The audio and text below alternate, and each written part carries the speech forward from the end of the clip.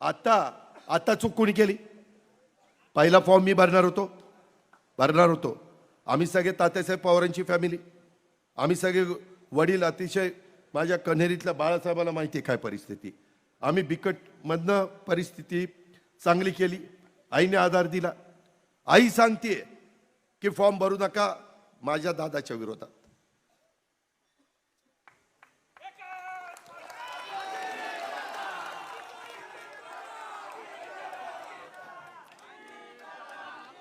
पाणी घे. ह्या पद्धतीनं जे काही चाललंय हे बरोबर नाही. मग मोठ्या व्यक्तींनी तर त्याच्यामध्ये सांगायला पाहिजे होतं. आता फॉर्म कुणी भरायला सांगितला? वरमाणे साहेबांनी सांगितला. म्हणजे मग साहेबांनी आमचं तात्यासाहेबांचं घर फोडलं का?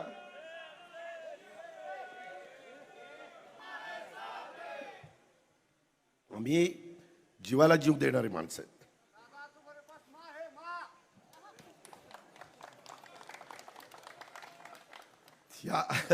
या सगळ्या संदर्भात मला एवढंच सांगायचं की इतक्या खालच्या पातळीवर राजकारण आणू नये. घरं एकोपा राहायला पिढ्यानपिढ्या जातात, तुटायला वेळ लागत नाही.